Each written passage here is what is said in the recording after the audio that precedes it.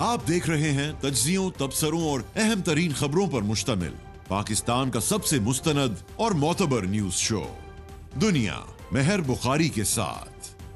अस्सलाम वालेकुम and good evening. मैं हूं मेहर बुखारी। पाकिस्तान चैंपियंस ट्रॉफी से बाहर हो चुका है, लेकिन इस खबर पर तफसील में आगे बढ़कर जाएंगे। आपको बताते चलें, ऑपोजिशन इत्तेहाद एक बार फिर मुतहर्रिक। 2 दिनों पर मुश्तमिल बड़ी बैठक लगाने का फैसला कर लिया गया है। कॉन्फ्रेंस में शिरकत के लिए तमाम ऑपोजिशन जमातों को बाज़ाब्ता दावत भी दे दी गई है, मगर अभी तक अलायंस के सबसे अहम किरदार समझे जाने वाले मौलाना फजल रहमान की पोजीशन वाज़ेह नहीं।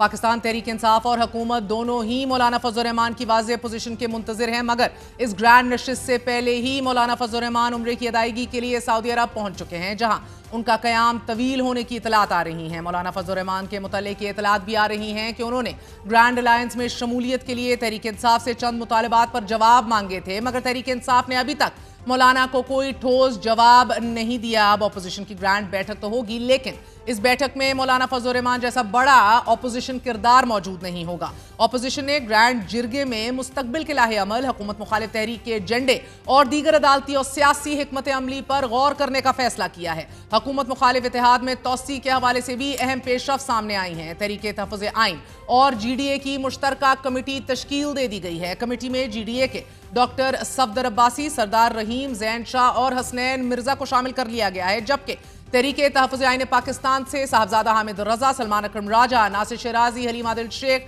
साजिद तरीन और अखुनज़दा हुसैन यूसुफजई को नामजद किया गया है। यह कमेटी मुश्तरका सियासी जदोजहद के बुनियादी नुकात को हतमी शक्ल देगी और इसके बाद ऑपोजिशन इत्तेहाद की ये 2 रोज़ा बैठक 26 और 27 फरवरी को इस्लामाबाद में होगी। मौलाना फजल रहमान की अदम दस्तयाबी और मुतालबात के हवाले से तर्जुमान JUIFA ने एक बयान में वाज़ेह किया है कि मौलाना ने अलायंस का हिस्सा बनने पर किसी किस्म की डिमांड, कोई शर्त आयद नहीं की। यह ऑपोजिशन इत्तेहाद को सैबोटाज करने की साजिश है और हुकूमत को जान लेना चाहिए कि आइंदा चंद दिनों में ऑपोजिशन का ग्रैंड अलायंस बनने जा रहा है। इससे पहले ये इतलात भी आई कि मौलाना फजल रहमान ने खैबर पख्तूनख्वा हुकूमत में हिस्सा, तहरीक तहफ़्फ़ुज़ आइन की सरबराही और पब्लिक अकाउंट्स कमेटी की चेयरमैनी का मुतालबा किया था, मगर तर्जुमान JUIFA ने तमाम खबरों को बेबुनियाद करार देते हुए मुस्तरद कर दिया है। तहम हमारे ही प्रोग्राम में सेनेटर फैसल वाडा ने यह दावा किया है कि कोई ग्रैंड अलायंस बनेगा ही नहीं। अब मौलाना की अदम शिरकत फैसल वाडा साहब के मौक़िफ़ को तक़वियत देती है, लेकिन तहरीक इंसाफ जहां हुकूमत मुखालिफ बड़े इत्तेहाद के लिए सरगर्म है, वहीं जमात के अपने ही अंदर इख्तलाफात और ग्रुप बंदी भी एक बार फिर जोरों पर है। आज ही खबर सामने आई है कि वज़ीर आला अली अमीन गंडापुर ने 2 साबिक वज़रा कामरान बंगश और तैमूर झगड़ा को काबीना में शामिल नहीं किया। काबीना में शामिल ना करने के हवाले से अली अमीन गंडापुर ने इमरान खान को कायल कर लिया है, मगर चंद दिन पहले तक इमरान खान की जानिब से ही ये इतलात आती रही कि खैबर पख्तूनख्वा काबीना में बड़े पैमाने पर रद्दोबदल भी किया जाएगा और आतिफ खान, कामरान बंगश, तैमूर झगड़ा का नाम भी नए वजीरों के तौर पर सामने आया था। कामरान बंगश, तैमूर झगड़ा वजीर आला अली अमीन गंडापुर के मुखालिफ ग्रुप का हिस्सा रहे हैं। तैमूर झगड़ा को वजीर आला की परफॉर्मेंस पर शदीद इख्तलाफात रहे हैं और आज ही इंतजामी ओहदों पर तैनात अहम अफसरान के हवाले से भी शिकायत की है उन्होंने।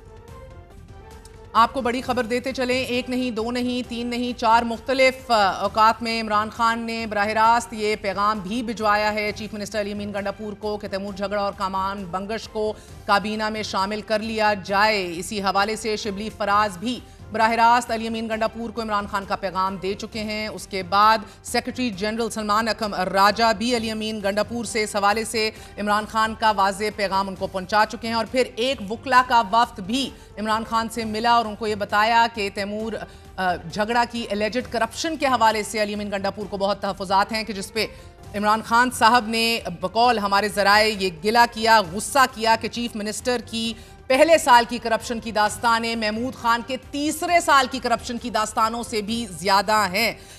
इमरान खान तैमूर झगड़ा को हेल्थ का पोर्टफोलियो देना चाह रहे थे, पहले पहल जब काबीना बनी थी तब फाइनेंस का पोर्टफोलियो देना चाह रहे थे, लेकिन दोनों औकात में अली अमीन गंडापुर ने इस हवाले से इस मूव को और इस ख्वाहिश को ब्लॉक किया है। 13 फरवरी 2025 को जब ये तमाम शख्सियात इंक्लूडिंग तैमूर झगड़ा इमरान खान से मिलने गए थे, उनको मिलने नहीं दिया गया था। अली अमीन गंडापुर साहब तवील 1.5 घंटे की मुलाकात तब कर चुके थे इमरान खान साहब के साथ और अब यही माना जा रहा है कि उन्हें कायल कर लिया है इमरान खान साहब को। क्या कहकर किया है ये अभी नहीं बताया जा सकता, लेकिन बकौल ज़राए अब अली अमीन गंडापुर साहब शौकत यूसुफजई और साबिक मेयर अरबाब आसिम जो कि शाह फरमान के भी करीबी हैं, जो अली अमीन गंडापुर साहब के करीबी हैं, उनको काबीना में हिस्सा देना चाहते हैं, ना कि कामरान बंगश और तैमूर खान झगड़ा को। बताते चले इन्हीं इख्तलाफात की वजह से तहरीक इंसाफ की सूबाई तंजीम साजी मुकम्मल तौर पर नहीं हो पा रही है और जमात 3 धड़ों में मुनकसिम है। इन्हीं शिकायत पर खैबर पख्तूनख्वा में पार्टी सदारत अली अमीन गंडापुर से वापस लेकर जुनेद अकबर के हवाले कर दी गई। गो के पहले पहल शकील और जुनेद के ऊपर भी करप्शन की कहानियां ज़बान ज़दे आम थीं। अली अमीन गंडापुर साहब के क्लाउड और ग्रुप में यह ख्याल भी जोर पकड़ रहा था कि अब वजीर आला के मुखालिफ ग्रुप को तकवीयत दी जा रही है, लेकिन अली अमीन गंडापुर की इमरान खान के साथ पे दर पे 2 तवील मुलाकातों में इमरान खान को इस हवाले से कायल कर लिया गया है। शायद यही वजह है कि इमरान खान ने अली अमीन गंडापुर को 3 माह का वक्त दिया है। वजीर आला पर पार्टी के सूबाई रहनुमाओं और पार्टी के बानी की तरफ से भी दबाव बढ़ता चला जा रहा है। तहरीक इंसाफ इस वक्त 2 बराबर जंगें लड़ रही है, एक हुकूमत मुखालिफ तहरीक का मार्का और दूसरा पार्टी के अंदर अहम ओहदों का झगड़ा। और इस रेस में पार्टी की कुछ अहम खवातीन भी बराबर हिस्सेदार हैं।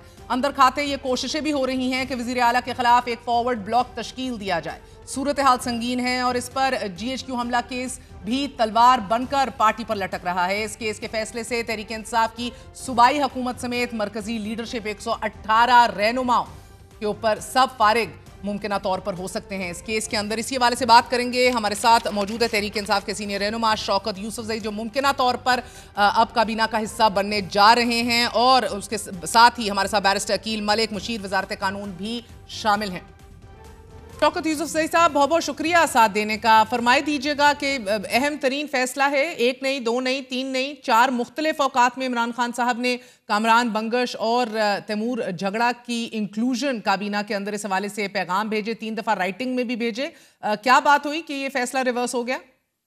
बिस्मिल्लाहिर्रहमानिर्रहीम, बहुत शुक्रिया। देखिए, ये हम भी सुन रहे हैं मीडिया के जरिए कि जी उनको शामिल किया जा रहा है, सिर्फ मीडिया पे ही सुना है, बाकी तो मुझे मेरे इल्म में ऐसी कोई बात नहीं है। और ज़ाहिर है वज़ीर आला को इख्तियार है, और वज़ीर आला जो है वो हर हफ्ते इमरान खान के साथ उनकी मुलाकात हो जाती है, तो ज़्यादा तो वही बता सकते हैं, उनका तर्जुमान ही बता सकता है। ज़ाहिर है जब अली अमीन गंडापुर साहब वहाँ जाते हैं तो वो भी तो अपनी टीम ही बनाते हैं ना, और जब वो अपनी टीम बनाने का इख्तियार तो उनको है, खान साहब ने दिया है। तो अगर उन्होंने कन्विंस भी हो सकता है, कन्विंस कर लिया हो, या हो सकता है अब कौन सच है कौन गलत है इसमें मैं तो नहीं कह सकता, लेकिन गंडापुर साहब हर हफ्ते मुलाकात करते हैं खान साहब के साथ। अगर वो इस तरह जोर दे के कहते हैं कि जी शामिल करो, तो आई डोंट थिंक अली अमीन गंडापुर साहब उनकी मुखालफत करते सच इसने हद तक कि जी खान साहब की बात ना माने, ऐसे तो कोई बात नहीं है।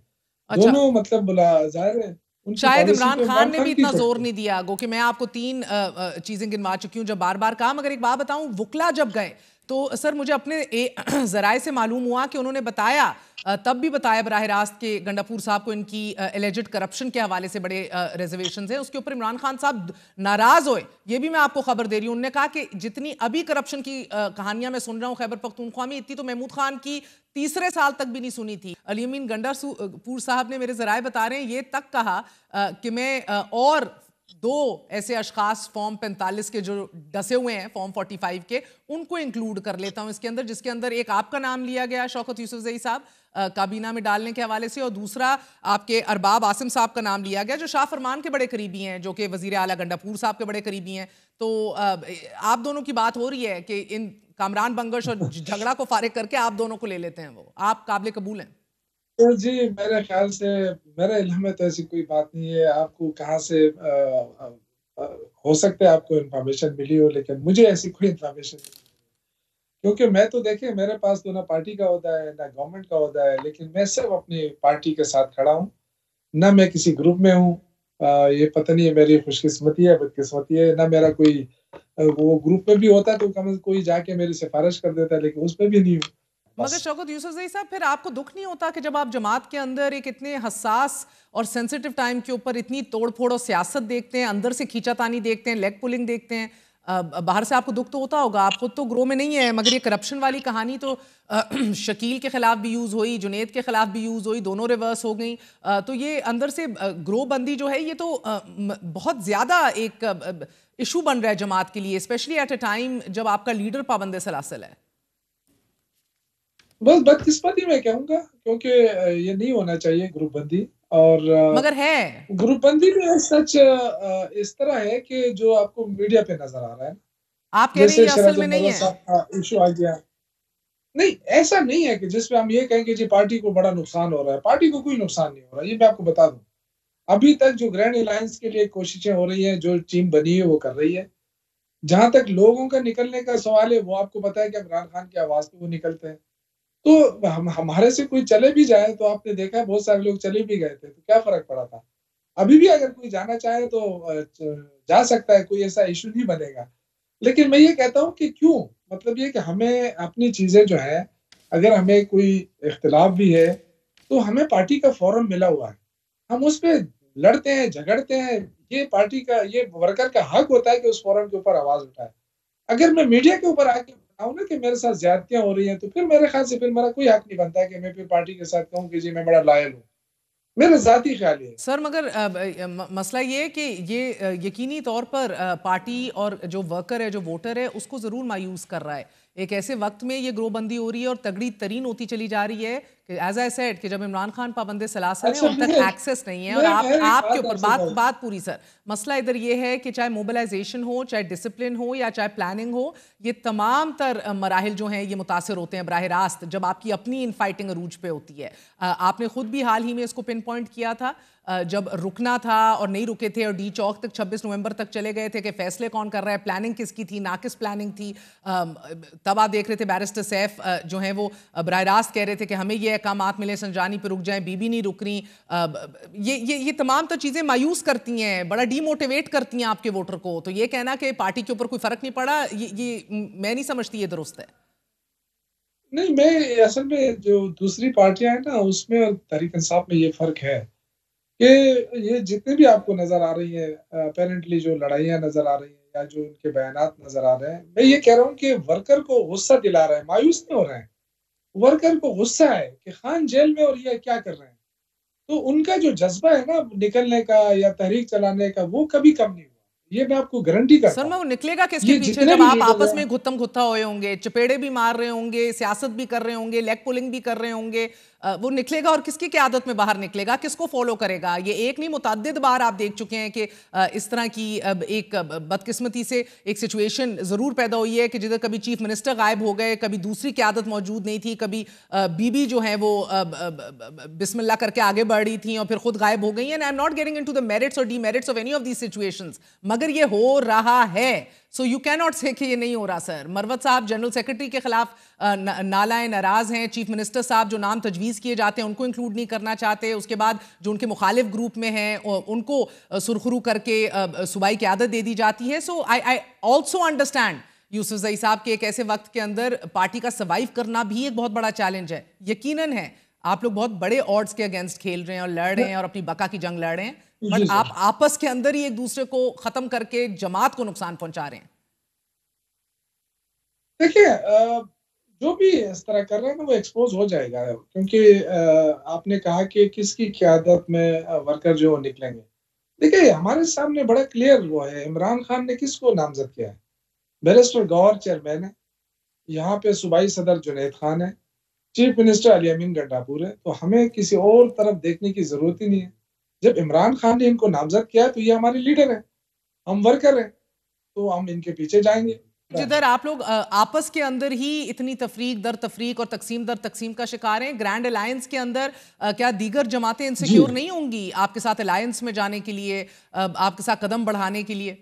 आज जो है ना जीडीए के साथ जो है ना मिलने के लिए जो हमारी टीम कराची में मौजूद थी, वो इमरान खान की हिदायत के मुताबिक ही गई है।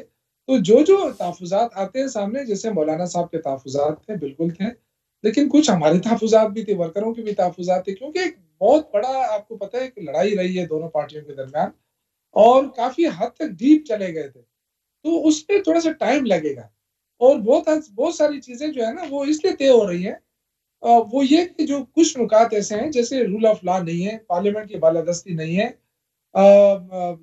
ये जो है कहते हैं जी हुकूमत नाजायज इसको नहीं होना चाहिए, ये कि जी फ्रेश इलेक्शन होने चाहिए, तो बहुत सारे नुकात हैं जिस पे हम इकट्ठे हो सकते हैं और उसी पे बात हो रही है।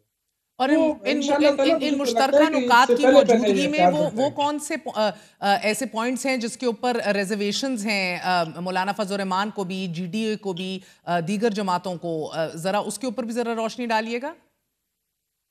देखिए, मौलाना साहब मेरे साथ कल हम्दुल्ला साहब थे, हाफ़िज़ हम्दुल्ला साहब, उनसे ये क्वेश्चन हुआ कि क्या तहफ़्फ़ुज़ात हैं, क्या आप कोई गारंटी माँग रहे हैं? तो उन्होंने कहा जी, गारंटी तो हमें रिटन दी थी पीडीएम में, पीडीएम जब हम बना रहे थे तो उसमें हमने रिटन गारंटी ली थी। लेकिन उस रिटन गारंटी का क्या हुआ? जब उन्होंने हुकूमत बनाई तो हमें बाहर कर दिया, खुद जाके हुकूमत में बैठ गए।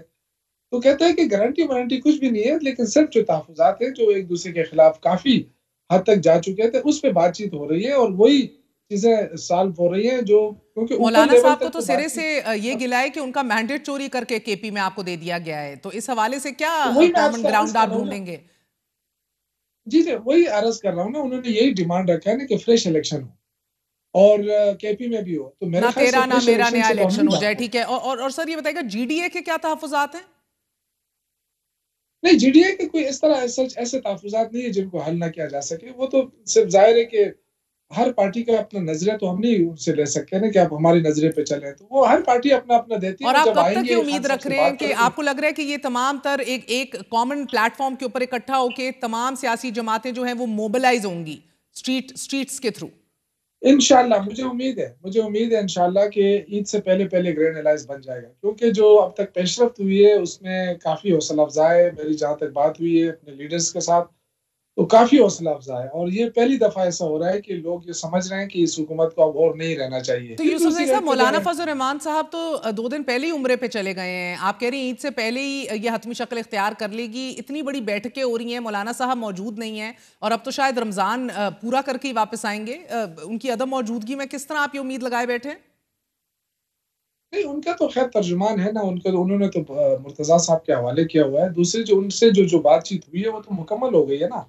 अब थोड़े से जो मैंने कहा ना तहफ़्फ़ुज़ात हैं, तो वो हो रहे हैं पार्टी के अंदर। अब ये यहाँ से फ़ारिग़ होके कराची से जब आएँगे, तो दोबारा उनसे राब्ता होगा इंशाअल्लाह। अच्छा, और मेरे आजकल साथ क्या है जी, आजकल यूसुफ जई साहब मेरे साथ अगर वो रहिएगा। सऊदी अरब में भी है तो बैरिस्टर अकील भी हमारे साथ जी? मौजूद है। बैरिस्टर अकील साहब, यूसुफ जई साहब पुरुम्मीद हैं कि ईद से पहले पहले एक बहुत बड़ा ऑपोजिशन का ग्रैंड अलायंस तश्कील पा जाएगा और फिर एक मुश्तरका मूवमेंट ऑन द स्ट्रीट्स जो है वो उनको दिख रही है। बिस्मिल्लाहिर्रहमानिर्रहीम। मेहर साहबा, बहुत बहुत शुक्रिया। सबसे पहली बात यह है कि बिल्कुल इनके ख़यालात तो इसी तरह ही हैं, लेकिन मैं रियलिटी में ये चीज़ होते नहीं देख रहा। और उसकी वजह यह है कि सबसे बड़ा क्वेश्चन मार्क ये है कि क्या पीटीआई के सपोर्टर्स और मौलाना साहब के सपोर्टर्स और दीगर जो सियासी जमातें हैं उनके सपोर्टर्स, क्या ये एक साथ एक ही मजमे में हो सकते हैं? क्योंकि दोनों के मिजाज में भी बड़ा फ़र्क है, दोनों के तर्ज़ सियासत में भी बड़ा फ़र्क है। और मौलाना साहब के तो क्योंकि हम पीडीएम में ख़ुद रहे हैं उनके साथ, और उससे पहले जो मूवमेंट थी, तमाम तर मूवमेंट, हम उनके वर्कर्स के साथ भी रहे हैं। मैं ख़ुद बसीयत एक पॉलिटिकल वर्कर, मैंने स्ट्रीट्स पे भी टाइम गुजारा है उनके साथ। जब हमने यहाँ पे इस्लामाबाद आए या दीगर जगहों पे हमने मीनार पाकिस्तान गए, तो उनका तर्ज़ सियासत बहुत मुख्तलिफ है। और पीटीआई वालों को ये मिजाज ही नहीं है कि वो मौलाना साहब के वर्कर्स के साथ, क्योंकि असल में तो ये चाहते हैं कि मौलाना साहब की स्ट्रीट पावर को इस्तेमाल किया जाए, वरना ही तो इनको ये ग्रैंड ऑपोजिशन अलायंस बनाने में कोई टाइम ना लगता। लेकिन इशू ये है कि इन दोनों के मिजाज जब एक दूसरे के साथ नहीं मिलते और जो तर्ज़ सियासत है वो नहीं मिलती, और उसके अलावा तो ओवर आप एंड इसी अबव बात पे तकिया किए एक बैठे दूसरे हैं पे क्योंकि बहुत ज़्यादा इतने रिजर्वेशंस हैं। फासले हैं तो इकट्ठे नहीं होंगे, या आपको कोई एश्योरेंस दी गई है मौलाना साहब की तरफ से? नहीं, मैं मौलाना साहब के साथ हमारा ज़ाती ताल्लुक भी है, हमारी लीडरशिप का, ना सिर्फ उनके साथ सियासी ताल्लुक है। सियासी वो ताल्लुक तो में हम हमने पीडीएम देखा में भी सर, साथ है, जिस तरह गाय एकदम रश बगाए। उससे करके पहले भी वज़ीर जो आज़म उधर पहुंचे थे जिस दिन मूवमेंट्स इनका रहीं, वफ्त मिला जी था। बिल्कुल। तो कहीं ना कहीं तो पैनिक है ना मेहर सर, साहब, कहीं ना उससे कहीं तो पहले ये भी रियलाइजेशन है कई कि अगर ये मूवमेंट्स थी। इकट्ठे हो गए तो ये नहीं, बड़ी पैनिक बिल्कुल भी नहीं एक है। तबाहकुन डेडली किस्म की एक अलायंस हो जाएगा, जिसको शायद एक already not at all, legitimacy not at crisis all, में नॉट मुब्तला एट ऑल। हुकूमत के लिए उसका मुकाबला करना मुश्किल हो सकता है। नहीं, बिल्कुल भी नहीं। देखें, सबसे मैंने मौलाना साहब के हवाले से तो बता दिया, लेकिन दीगर जो सियासी जमातें हैं, उनके साथ भी इनकी कोई जो एक इनका मेंटल एप्टीट्यूड है या जहनी हम आहंगी है वो नहीं हो सकती, इनके वर्कर्स की नहीं हो सकती। जो जारहाना तरीका या पीपल्स पार्टी और पीएमएलएन का जो ज़हनी एप्टीट्यूड था, जो फासले थे, अली बाबा चालीस चोर को सड़कों के ऊपर घसीट के लाना, दूसरा लोहार का बेटा, और क्या क्या नहीं एक दूसरे को कसा गया। एक रवायती दुश्मनी है, एक नजरियाती दुश्मनी है, एक राइट और लेफ्ट की सियासत है सर। सो अगर आप पीडीएम के प्लेटफॉर्म पे इकट्ठे हो सकते हैं इनके खिलाफ, तो क्या इनमें वाकई इतने फासले हैं कि ये नहीं हो सकते? जी बिल्कुल, क्योंकि उसके पीछे जो मिसाक जमहूरियत है वो सिंगल हैंडेडली एक जिसका जनाजा बड़ी धूम से निकाला था सर, जब काला कोट पहन के मियां साहब मेमो केस में सुप्रीम कोर्ट नहीं, नॉट एट ऑल। देखें, गाय बगाए ये चीजें चलती रही हैं, लेकिन इन एसेंस जो जमहूरियत उसकी रूह जिंदा थी, इत्तेफाक है, जो जमहूरी रवैयों के ऊपर इत्तेफाक है, सो ऑब्वियसली वो आज दिन तक जिंदा है। इनके लिए जितनी एक कलीदी किरदार पीपल्स पार्टी रखती है एक हुकूमत खड़ी रखने के लिए, उतना ही इंपॉर्टेंट रोल क्या मौलाना साहब का भी है आपके ग्रैंड अलायंस में, कि उनको निकाल लिया जाए तो सब धड़म तख्ता? देखिए, हर एक का अपना अपनी अपनी हैसियत है। देखें, अगर आप जीटीए को देखें तो सिंध के अंदर उनकी एक अहमियत बनती है। अगर पीटीआई को देखें तो वो तो चारों सूबों में उनकी अहमियत है। सर ये मैस मूवमेंट आप लोग चलाना चाह रहे हैं एक ही टाइम के ऊपर से, मुझे लगता है जो सबसे ज्यादा इम्पोर्टेंट है वो ये कि हम अगर ग्रैंड अलायंस बना लेंगे ना, जिसमें मौलाना भी हो, जिसमें बाकी पार्टी भी हो, तो फिर जो हमारे खिलाफ जो क्रैक डाउन होता है ना, कम से कम उनमें ये जरूरत नहीं होगी कि वो क्रैक डाउन कर सके। यूसुफ साहब, टू रैप इट अप, आप अगर ग्रैंड ऑपोजिशन को मुतहर्रिक होते देख रहे हैं, ईद से पहले पहले बन जाए, उसके बाद कब तक ये मुतहर्रिक होएगी? सिंध से भी रैलियां निकालेंगे, पंजाब से भी, केपी के, बलोचिस्तान, हर सूबे के अंदर आप ये चाह रहे हैं कि साइमल्टेनियसली तहरीक निकले, लॉन्ग मार्च हो, क्या हो एग्जैक्टली? इसके खतोखाल अभी बन चुके हैं या ये भी साथ साथ? मेरा ये फैसला तो डेफिनेटली जब इत्तेहाद बनता है तो फैसला तो इत्तेहाद नहीं करना है ना, कि कौन उसको लीड करे, क्या मॉडलिटीज तय होंगी, क्या करना है, प्रेशर कैसे डाला जाए, मुख्तलिफ मौके के ऊपर मुख्तलिफ डिसीजन लिए जा सकते हैं। मैं इस वक्त ये नहीं कह सकता कि हम ये, हाँ अगर ग्रैंड अलायंस नहीं बना तो फिर हम इस्लामाबाद की तरफ मार्च करेंगे, बिल्कुल, इसमें कोई शक नहीं है। तहरीक इंसाफ जाएगी, हर सूरत में उसका वर्कर निकलेगा। जीएचक्यू हमला केस भी बड़ी तेजी से अपने इख्तिताम को पहुंच रहा है। 118 से 120 आपके पीटीआई के लीडर हैं गालिबन, जो इसके अंदर बराह रास्त मुलव्वस हैं। इधर सजा हो गई तो पूरी क़यादत अंदर है पाबंदी से हासिल। फिर फॉरवर्ड ब्लॉक्स के हवाले से भी कोशिशें जारी हैं एज वी स्पीक। वजारत आला भी गंडापुर साहब की जो है जरा डगमगा रही है। So these are all things which are happening simultaneously sir. देखिए, ना तो गंडापुर की हुकूमत खत्म हो रही है और ना ही तहरीक इंसाफ पे कोई असर पड़ेगा। उनके लीडरों को पहले से ही सजाएं हो चुकी हैं और अगर और सजाएं देना चाहें तो और भी दे दें। लेकिन मेरा नहीं ख्याल है कि तहरीक इंसाफ पे कोई असर पड़ेगा, और भी पॉपुलैरिटी बढ़ रही है। ये बैरिस्टर साहब, इस पूरी सूरत हाल के अंदर ये कह रहे हैं कि जितना करना है कर लो और पॉपुलैरिटी बढ़ेगी।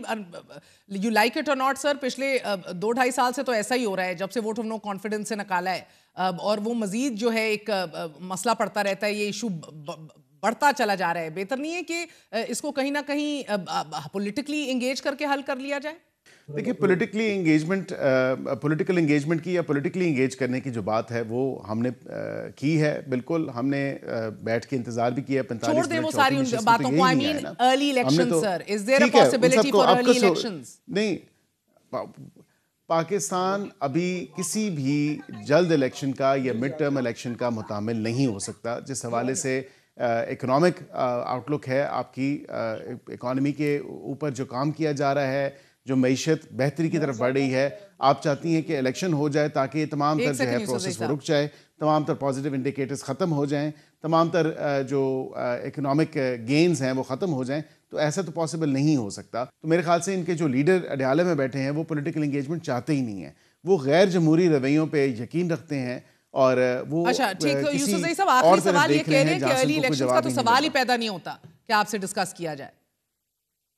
देखिए, इनसे कौन पूछता है कि आप इलेक्शन के लिए जाएं? इनके पास इख्तियार कहाँ है? इनको जिसने बिठाया है वो बात तो उन तक पहुंच रही है ना।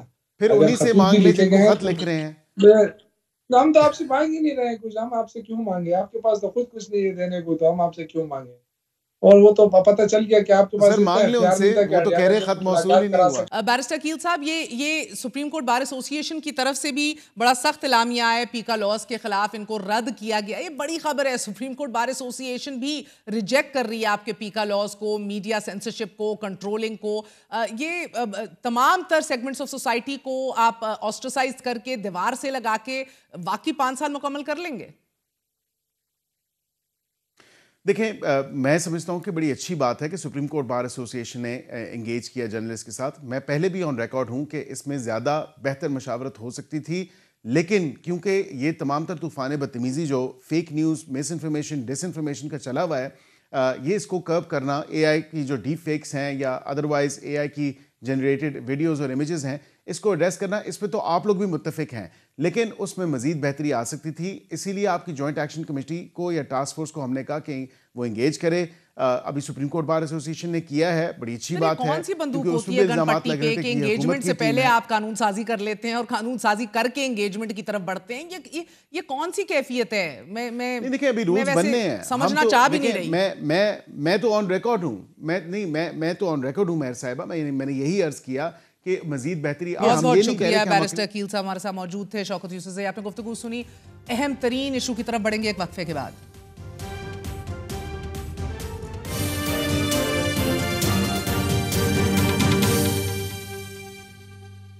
इस वक्त मुल्क में जब हुकूमत धड़ाधड़ आइन में तब्दीलियां कर रही है, अपनी मर्जी की कानून साजी कर रही है, एक बार फिर ये बहस शुरू हो चुकी है कि पार्लियामेंट को अवाम की बेहतरी के लिए कब इस्तेमाल किया जाएगा, कब तक 4 सूबों के दारुल खिलाफों में बैठकर 25 करोड़ अवाम की इंतजामी ज़रूरियात पूरा करने की कोशिश की जाएगी। तकरीबन तमाम माहिरीन नाजरीन इस राय से मुत्तफिक हैं कि नए सूबे मजबूत और खुशहाल पाकिस्तान के लिए ज़रूरी हैं, चाहे कौमी सलामती हो या फिर मुआशी इस्तेहकाम। छोटे इंतजामी यूनिट जहां आवाम को ज़रूरी सहूलियात पहुंचाने के लिए नागुज़ीर हैं, वहीं मुल्की वसाइल की मसावी तकसीम भी हो पाएगी। कोई सूबा ये नहीं कहेगा कि हमें नेशनल फाइनेंस कमीशन से कम पैसा मिलता है, और ना ही किसी को एतराज़ होगा कि हमारे वसाइल पर पंजाब काबिज है। अगर सिर्फ पंजाब की बात कर ली जाए तो पंजाब दुनिया के 196 ममालिक से बड़ा है। बलोचिस्तान जर्मनी के बराबर है, जबकि इराक और बलोचिस्तान का रकबा तकरीबन बराबर है। नाज़रीन, हम भी एक अजीब मुल्क हैं। दुनिया नए इंतजामी यूनिट्स की जानिब बढ़ती है तो हम पाटा पर मुश्तमिल साबिक कबायली इलाकों को खैबर पख्तूनख्वा में जम करते हैं। सूबाई सरहदों की दोबारा तरतीब और वसाइल की मुनसिफाना तकसीम तब ही हो सकती है जब बढ़ती आबादी की ज़रूरियात और तकाज़ों को हल किया जाए। तमाम सियासी जमातें 18वीं तरमीम के बाद से अब तक मुतअद्दिद बार नए सूबे बनाने और नए सूबों की ज़रूरत का इरादा कर चुकी हैं। सूबों का बड़ा हामी हूँ, आओ मिलकर मेरे साथ जुनूबी सूबा बनाओ पंजाब का। अगर सराइकी सूबा नहीं बनता तो तकलीफ अंदाजा नहीं थी सकता। एक और आवाज मुझे आ रही है साउथ पंजाब की, वो चाहते हैं कि उनका प्रोविंस बनाया जाए। जुनूबी पंजाब का अलहदा सूबा वक्त की अहम जरूरत है। भावलपुर सूबे को रिस्टोर करवाएंगे। जनूबी पंजाब के लिए एक अलहदा सूबा होना चाहिए। जनूबी पंजाब सूबा महाज बनाने का ये ऐलान है। गिलगित बल्तिस्तान को न सिर्फ खुद सूबा बनना चाहिए, जो कि जिस पे नवाज शरीफ ने काम पूरा कर दिया है, तो ये सूबा भी इंशाअल्लाह आपको नवाज शरीफ बना के देगा। मगर अफसोस ये सब सियासी जमातें नए सूबों के क़याम को अपने मुफादात के लिए इस्तेमाल करती आई हैं, मगर फिर जब वक्त आता है they do get an opportunity तो नए सूबों का वादा फरामोश कर दिया जाता है। हालांकि इन तमाम सियासतदानों को ये मालूम है कि Pakistan sustainable development goals index ranking में 167 ममालिक में से 147 नंबर पर है और ह्यूमन डेवलपमेंट इंडेक्स में 191 में से 164 नंबर पर है। कानून की हुक्मरानी में पाकिस्तान का नंबर 142 में से 129 है। जहां तक सेहत की बात है तो पाकिस्तान में 42% बच्चे स्टंटेड ग्रोथ का शिकार हैं। जहां तक भूख की बात है तो ग्लोबल हंगर इंडेक्स की कंट्री रैंकिंग में पाकिस्तान का नंबर 109 है। साफ पानी की सहूलत सिर्फ 38% पाकिस्तानियों को मुयस्सर है, जो जनूबी एशिया में सबसे कम है। सेहत के अलावा सस्ती तालीम मुहैया करना इस रियासत की जिम्मेदारी है, जो आईन पाकिस्तान के मुताबिक बुनियादी इंसानी हकूक में शामिल है। बड़े सूबे होने की वजह से हमारी हुकूमतें इस आईनी जिम्मेदारी को फराहम करने में भी नाकाम हो रही हैं। नाज़रीन, इस वक्त 2.5 करोड़ बच्चे स्कूलों से बाहर हैं। जब बच्चों को तालीम नहीं मिलेगी तो जहालत में इजाफा होगा। अनपढ़ लोगों की मुआशरे में तादाद बढ़ेगी कि जो एक जाने बेरोजगारी में इजाफा का बाइस बनेगी, तो दूसरी तरफ आबादी बढ़ने की वजह भी बनेगी। ज़रूरी मुल्क होने के बावजूद हमें खाने के लाले पड़े होते हैं। वे स्टिल फूड इनसिक्योर। गंदम तक तो हम दरामद करते हैं। हालांकि पाकिस्तान का नहरी निज़ाम दुनिया का मरबूत और बेहतरीन निज़ाम है, इसके बावजूद हमें इजनास दरामद करनी पड़ती है, जबकि साफ पानी मुल्क में ख़त्म होता जा रहा है। जहां ये सब मसाइल, वहीं हर हुकूमत की गवर्नेंस पर सबसे ज्यादा सवाल उठते हैं और उठने भी चाहिए। हर हुकूमत की कारकर्दगी इन तमाम इंडेक्सेस के हवाले से इंतहाई मायूस कुन रही है, खराब रही है। यहां भी एक अहम वजह बड़े सूबे हैं। क्या दुनिया में कोई ऐसा मुल्क होगा कि जिसे आज़ाद हुए 78 साल गुजर चुके हों और इसके इंतजामी यूनिट्स की तादाद उतनी ही हो कि जितनी आज़ादी के पहले दिन थी? जैसे जैसे आबादी बढ़ती है दुनिया में इंतजामी यूनिट्स बनाए जाते हैं, मगर पाकिस्तान में ऐसा नहीं होता। हालांकि हमारे साथ आज़ाद होने वाला भारत जब आज़ाद हुआ तो भारत के 9 सूबे और 565 प्रिंसली स्टेट्स थीं। 1956 तक भारत तमाम प्रिंसली स्टेट्स को जम करने के अलावा मुल्क को 14 रियासतों और 6 यूनियन टेरिटरीज में तकसीम कर चुका था। यानी कि फकत एक दिहाई में उन्होंने नए सूबे बनाने की। जहां तक हमारी बात है, हम उस वक्त तक अपना आइन भी नहीं बना सके थे। 60 की दिहाई में भारत ने 5 नई रियासतें बनाई, 70 की दिहाई में 3, 1987 में 2, सन 2000 में 3, जबकि 2014 में तेलंगाना की रियासत बनाई गई। भारत लगातार अपनी रियासतों को रकबे के लिहाज से तकसीम करता चला जा रहा है। भारत अपने पंजाब को अब तक 3 हिस्सों में तकसीम कर चुका है। इस वक्त भारत 28 रियासतों और 9 यूनियन टेरिटरीज पर मुश्तमिल है। भारत ने जो नई रियासतें बनाई हैं वहां तेजी से डेवलपमेंट प्रोग्रेस, तरक्की दिखाई दे रही है। मिसाल के तौर पर 9 नवंबर 2000 को उत्तर प्रदेश को तकसीम करके उत्तराखंड की रियासत बना दी गई और गुज़िश्ता 24 सालों में उत्तराखंड के रिहायशियों की फीकस आमदन के, जिसे पर कैपिटा इनकम हम कहते हैं, ये बढ़कर $2400 हो चुकी है। सिर्फ गुज़िश्ता साल फीकस आमदन में 12.5% इजाफा हुआ। सन 2004 में भारतीय रुपए में उत्तराखंड के रिहायशी 24,726 रुपए कमाते थे। एंड देन फास्ट फॉरवर्ड, इस वक्त ये बढ़कर 2,60,201 रुपए हो चुकी है। नाज़रीन, इसी तरह आज से 10 साल कबल तेलंगाना की रियासत यूनाइटेड आंध्र प्रदेश को तकसीम करके 2014 में बनाया गया। तेलंगाना की फीकस आमदन 10 साल कबल 24,409 थी और इस वक्त एज वी स्पीक 3,56,564 रुपए हो चुकी है। यानी कि गुज़िश्ता 10 सालों में 2 लाख भारतीय रुपए से जायद तेलंगाना की रियासत में गुज़िश्ता 9 सालों के दौरान $38 अरब सरमायाकारी हुई है और रियासत का जीडीपी 30% से बढ़ा है, जो कि भारतीय रियासत से भी ज्यादा है। नाज़रीन, नई रियासतों को इंतजामी बुनियादों पर तकसीम करने के कामयाब तजर्बे के बाद 2018 से भारत में एक तहरीक चल रही है कि मौजूदा रियासतों को भी मजीद 50 रियासतों में तकसीम कर दिया जाए। पाकिस्तान में मुख्तलिफ अदमार में नए सूबे बनाने के मुतालबात सामने आते रहे हैं, तहरीक भी चलती रही हैं, जैसा कि सराइकी सूबा तहरीक, भावलपुर सूबा तहरीक, हजारा सूबा तहरीक, पोटोहार सूबा तहरीक, मुहाजिर सूबा तहरीक, so on and so forth. ये वाज़ेह रहे कि नए सूबे बनाने का मतलब हरगिज़ सूबों से अलहदगी नहीं है। नए सूबे इंतजामी बुनियादों पर फैसला साजी में आसानी फराहम करेंगे, अवाम की सूबाई मरकज तक रसाई आसान हो जाएगी, अवाम की खुशहाली का बेहतरीन मौका फराहम किया जाएगा। ये हासिल करना कितना आसान या कितना मुश्किल है, इसके ऊपर रोज़ अब बहस में हम आपको आगाह करेंगे। लेकिन माजी के तक तजर्बात से ये तो साबित हुआ है कि मजबूत और ताकतवर मरकज़ अगर दुनिया में कहीं कामयाब नहीं हुआ तो यकीनन पाकिस्तान के इस्तेकाम और खुशहाली का जामिन भी नहीं है।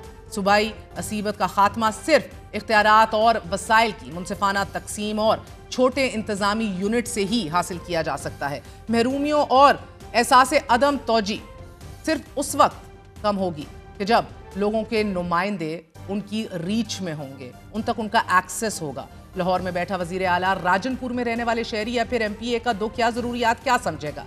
तरक्याती काम ना होना, तालीम, सेहत, रोजगार की सहूलतों की अदम फरहमी, access to justice, speedy justice, कमजोर इंफ्रास्ट्रक्चर, ये तमाम तर मसाइल ever mounting, ever growing, multiplying मसाइल हैं। पंजाब में रहने वाले दीगर सूबों के रिहायशी अगर मुस्तरब हैं तो उनके एतराज़ात जायज़ हैं। अगर पाकिस्तानी रियासत एक माँ है तो सूबाई यूनिट उसके बच्चे, और अगर बच्चों में नफरत और एहसास महरूमी बढ़ेगी तो यकीनन माँ पर भरोसे में भी कमी आएगी।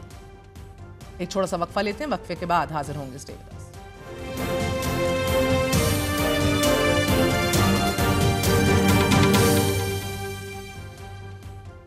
चैंपियंस ट्रॉफी के बड़े मैच में पाकिस्तान को भारत के हाथों इबरतनाक शिकस्त। मेजबान कौमी टीम को टूर्नामेंट के इब्तदाई दोनों मैचेस में शिकस्त ने ट्रॉफी की दौड़ से भी बाहर कर दिया है। नाज़रीन, वजीर आजम और वजीर दाखिला के कौम को दिखाए गए सभी ख्वाब चिकनाचूर होकर रह गए हैं। कौमी क्रिकेट टीम ने इब्तदाई दोनों मैचेस में बदतरीन शिकस्त के बाद सरप्राइज तो दे दिया है और अब टूर्नामेंट के अगले मरहले के लिए आज न्यूजीलैंड की बांग्लादेश के हाथों शिकस्त से उम्मीदें जुड़ी थीं, मगर न्यूजीलैंड ने बांग्लादेश को शिकस्त देकर पाकिस्तान की अगर मगर की उन उम्मीदों पर भी पानी फेर दिया है। पहले मैच में न्यूजीलैंड से 60 रन से शिकस्त के बाद गुज़िश्ता रोज भारत से 6 विकेटों से शिकस्त ने कौमी टीम और मैनेजमेंट का सारा पोल खोल के रख दिया। भारत के खिलाफ अहम तरीन मैच में कौमी क्रिकेट टीम तीनों फॉर्मेट्स में बुरी तरह नाकाम दिखाई दी। पहले बैटिंग में नाकिस प्लानिंग और सुस्त रफ्तारी की वजह से बड़ा टोटल हम अचीव ही ना कर पाए और फिर पाकिस्तान की विकेटें यके बाद दीगरे रेत की दीवार की तरह गिरती चली गई। कप्तान मोहम्मद रिजवान और साउथ शकील की सुस्त बल्लेबाजी को देखकर ऐसा लग रहा था कि जैसे हमारी टीम आज भी 1990 की क्रिकेट खेल रही है। 300 बॉल्स के मैच में जब कोई टीम 152 बॉल्स डॉट खेलेगी, बड़ा टोटल कैसे अचीव कर पाएगी। नाज़रीन, कप्तान मोहम्मद रिजवान ने 77 बॉल्स पर सिर्फ 46 रन बनाए और उनकी इस इनिंग्स में सिर्फ 3 बाउंड्री शामिल थी और इसी तरह मिडिल ऑर्डर के भी मुकम्मल कोलैप्स कर जाने के बाद टीम 241 के मजमूए से आगे ना बढ़ पाई। ये क्या कम शर्मिंदगी है कि कौमी टीम पूरे 50 ओवर्स भी ना खेल पाई। और फिर बॉलिंग के शोबे में भी शाहीन शाह अफरीदी और हारिस रऊफ पर इन्हिसार करने वाली टीम मुकम्मल बेबस दिखाई दी और दोनों बॉलर्स महंगे तरीन साबित हुए। शाहीन शाह अफरीदी ने 8 ओवर्स में 74 और हारिस रऊफ ने 7 ओवर्स में 52 रन खेले। ताजुब यह है कि ऐसे मौके पर जब इंडिया 3 फुल टाइम स्पिनर्स के साथ ग्राउंड में उतर रहा था तो हम सिर्फ एक फुल टाइम स्पिनर पर रिलाय कर रहे थे। रही सही कसर जो है वो हमारी फील्डिंग ने पूरी कर दी। आसान कैचेस ड्रॉप हुए। नाज़रीन, कौमी टीम ने भारत की जीत की राह हमवार कर दी और फिर भारत ने 242 रन का हदफ 7.5 ओवर्स पहले ही पूरा कर लिया और इस इबरतनाक शिकस्त के बाद अब मेजबान कौमी टीम का चैंपियंस ट्रॉफी के सेमीफाइनल तक जाने का सफर मुकम्मल हुआ जाता है। दूसरी जानिब आपको बताते चलें कि अदालती हाथों में जजेस तकर्रियों पर पैदा होने वाले इख्तलाफात के नतीजे में जुडिशल कमीशन से पहला बाज़ाब्ता इस्तीफा सामने आ चुका है। जुडिशल कमीशन ऑफ पाकिस्तान के रुकन एडवोकेट अख्तर हुसैन अपने ओहदे से मुस्ताफ़ी हो चुके हैं और अब कहा यह जा रहा है कि एहसन भून का नाम तजवीज़ किया जाएगा। Potentially big changes at a time when of course there big questions also being raised regarding the 26th amendment and the role and independence of the judiciary. But that's it for tonight. Good night. Allah Hafiz.